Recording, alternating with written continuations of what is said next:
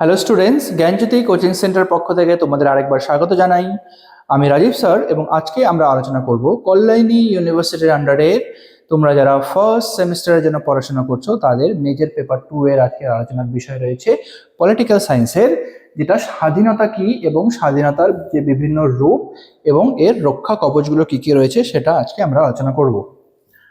তার আগে তোমরা যারা আমাদের চ্যানেলে প্রথম এসেছো বা এখনো আমাদের চ্যানেলটিকে সাবস্ক্রাইব করোনি, তারা অবশ্যই চ্যানেলটিকে সাবস্ক্রাইব করো এবং পাশে থাকা বেল আইকনটিকে ক্লিক করে দিও, যাতে আমাদের পরবর্তী ভিডিও নোটিফিকেশন তোমরা খুব সহজে পেয়ে যেতে পারো।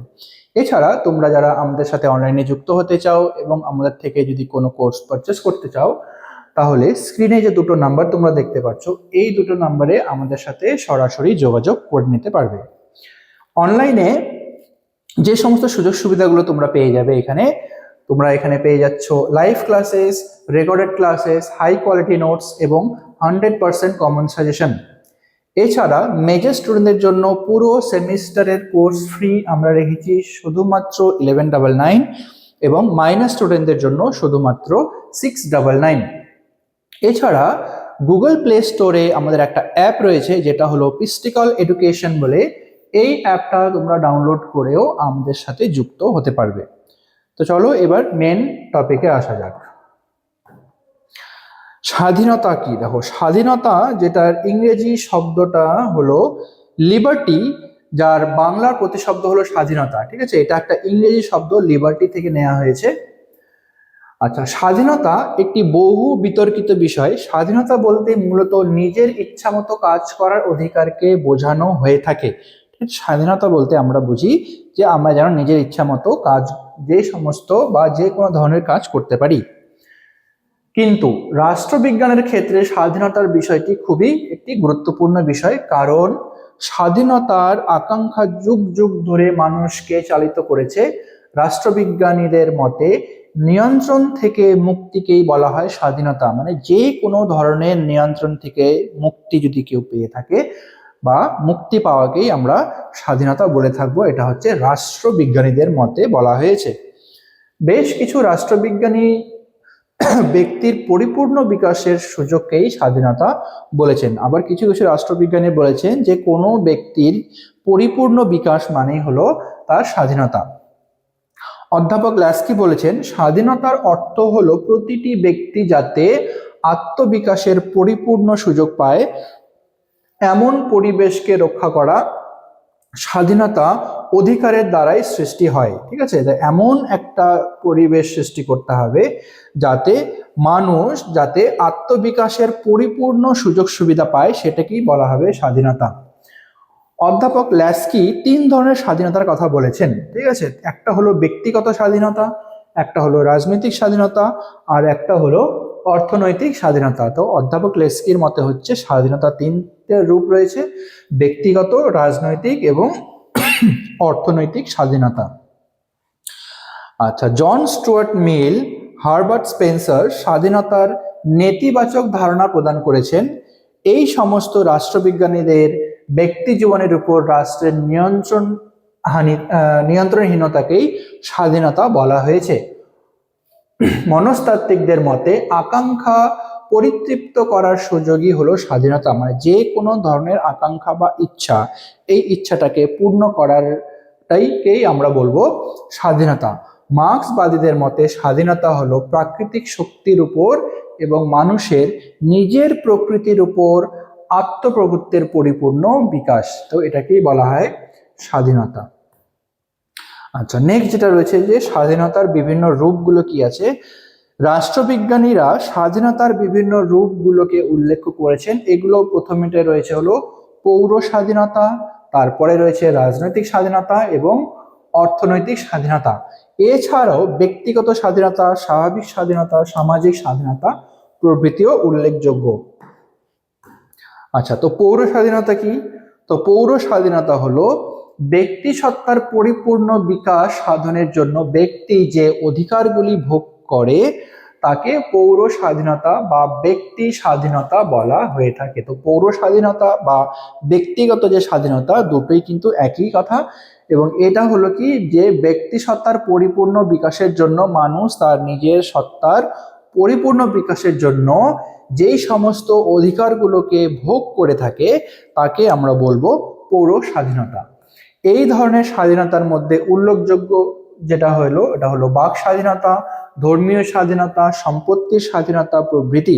ঠিক আছে, বাক স্বাধীনতা মানে হলো কথা বলার স্বাধীনতা। ঠিক আছে, ধর্মীয় স্বাধীনতা মানে মানুষ নিজের ইচ্ছা মতো যে কোনো ধর্ম পালন করতে পারে, এবং সম্পত্তির স্বাধীনতা।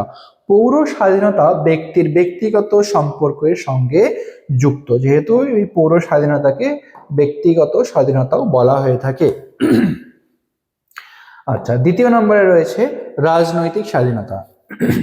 গণতান্ত্রিক শাসন ব্যবস্থায় দেশের জনগণ মুখ্য ভূমিকা পালন করে থাকে। যে কোনো দেশের যে গণতান্ত্রিক শাসন ব্যবস্থা থাকে সেই ক্ষেত্রে কিন্তু সেই দেশের জনগণই মুখ্য ভূমিকা পালন করে থাকে সেই দেশের সরকার গঠনে।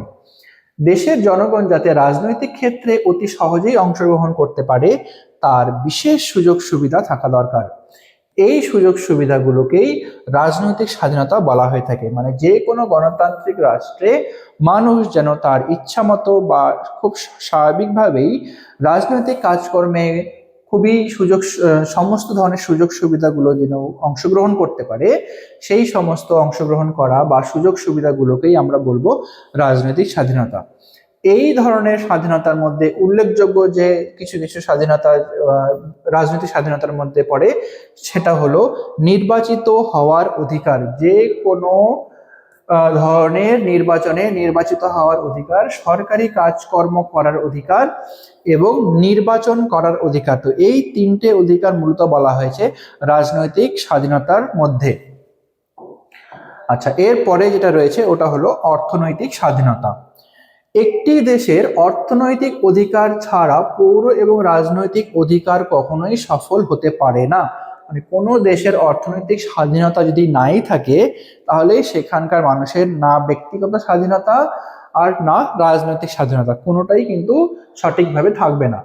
কোনো একটি দেশের অভাব অনটন থেকে এবং দরিদ্রতা থেকে মুক্তি পাওয়ার ঘটনাকে অর্থনৈতিক স্বাধীনতা বলা হয়ে থাকে।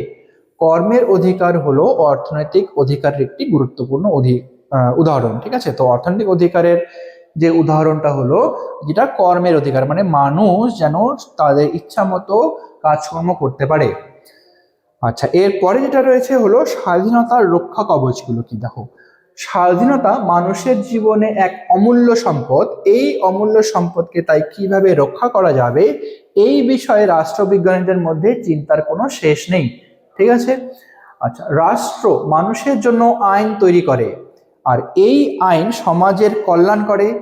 আইন হলো স্বাধীনতা সর্বপ্রথম রক্ষা কবচ। যে কোনো ধরনের স্বাধীনতার সব থেকে বড় বা সবার প্রথমে যে রক্ষা কবচটা রয়েছে সেটা হলো আইন। আইন যদি না থাকে তাহলে কিন্তু কোনো ধরনেরই স্বাধীনতা থাকবে না। পৃথিবীর সব দেশের সংবিধানেই স্বাধীনতার জন্য কিছু রক্ষা কবচের ব্যবস্থা করা হয়েছে। ব্যক্তি স্বাধীনতা রক্ষার জন্য স্বাধীনতার রক্ষা করা সব থেকে বেশি প্রয়োজন। আচ্ছা, স্বাধীনতার যে রক্ষা কবচগুলো রয়েছে সেগুলোর মধ্যে হলো প্রথমে হলো গণতন্ত্র, তারপরে আইন, মৌলিক অধিকার, আইনের অনুশাসন, ক্ষমতা স্বতন্ত্রীকরণ এবং ক্ষমতা বিকেন্দ্রীকরণ প্রভৃতি। তো এইগুলো রয়েছে কিছু রক্ষা কবচ যেটা আমাদের স্বাধীনতাগুলোকে রক্ষা করে থাকে। তো গণতন্ত্র কি? দেখো, গণতন্ত্র হলো স্বাধীনতার রক্ষা কবচ। গণতন্ত্র জনগণের মধ্যে থেকে নির্বাচিত প্রতিনিধিদের নিয়ে সরকার গঠন করা হয়। ঠিক আছে, গণতন্ত্রে মানে হলো যে নির্বাচিত প্রতিনিধিদের নিয়ে সরকার গঠন করা। গণতান্ত্রিক সরকার তার কার্যাবলীর জন্য জনগণের কাছে সম্পূর্ণভাবে দায়ী থাকে। গণতান্ত্রিক শাসন ব্যবস্থায় ব্যক্তি স্বাধীনতা হলো বজায় থাকে। তারপরে যে রক্ষা কবচটা রয়েছে সেটা হলো আইন। আইন হলো স্বাধীনতা রক্ষক। যে কোনো ধরনের স্বাধীনতা রক্ষার প্রথম যে বিষয়টা রয়েছে, রক্ষা কবচটা রয়েছে, সেটাই হলো আইন। আইন আছে বলেই স্বাধীনতা রয়েছে। রাষ্ট্রবিজ্ঞানী লক বলেছেন, যেখানে আইন নেই সেখানে স্বাধীনতার কোনো অস্তিত্বই নেই। আচ্ছা, তারপরে যেটা রক্ষা কবচ ওটা হলো মৌলিক অধিকার। যে নাগরিকদের মৌলিক অধিকার স্বাধীনতার অন্যতম গুরুত্বপূর্ণ রক্ষা কবচ। মৌলিক অধিকার সংবিধানে লিপিবদ্ধ হলো তা সার্বজনীন আইনের মর্যাদা পাবে। তারপরে যেটা রয়েছে আইনের অনুশাসন। আইনের অনুশাসন বলতে জনগণের স্বাধীনতা রক্ষা কবচকেই বোঝানো হয়, ঠিক আছে, জনগণের স্বাধীনতা রক্ষা কবচকেই বলা হয়ে থাকে আইনের অনুশাসন। ব্যক্তি স্বাধীনতা আইনের শাসনের অন্যতম শর্ত বলে পরিগণিত হয়ে থাকে। তারপরে রয়েছে ক্ষমতা স্বতন্ত্রীকরণ। ক্ষমতা স্বতন্ত্রীকরণের মাধ্যমে জনগণের স্বাধীনতা রক্ষা করা হয়, ঠিক আছে, ক্ষমতা স্বতন্ত্রীকরণের মাধ্যমে যে জনগণের স্বাধীনতাকে আমরা রক্ষা করা হয়ে থাকে। রাষ্ট্রবিজ্ঞানী মন্তেস্কু বলেছেন যে ব্যক্তি স্বাধীনতা সংরক্ষণের জন্য ক্ষমতা স্বতন্ত্রীকরণ শ্রেষ্ঠ রক্ষা কবচ, ঠিক আছে। আচ্ছা, এরপরে রয়েছে কি ক্ষমতা বিকেন্দ্রীকরণ। যে ক্ষমতার বিকেন্দ্রীকরণ স্বাধীনতার অন্যতম রক্ষা কবচ। ক্ষমতা বিকেন্দ্রীকরণের মাধ্যমে জনগণের স্বাধীনতা অনেকাংশেই রক্ষা পেয়ে থাকে। তো এগুলো ছিল কিছু যে স্বাধীনতার রক্ষা কবচ। এতটাই তোমাদের আজকের আলোচনার বিষয়। যদি ভিডিওটি ভালো লেগে থাকে তোমাদের, তাহলে অবশ্যই ভিডিওতে লাইক আর কমেন্ট করো। দেখা হবে পরবর্তী ভিডিওতে নতুন কোনো টপিক নিয়ে। ততক্ষণ পর্যন্ত ভালো থেকো, সুস্থ থেকো।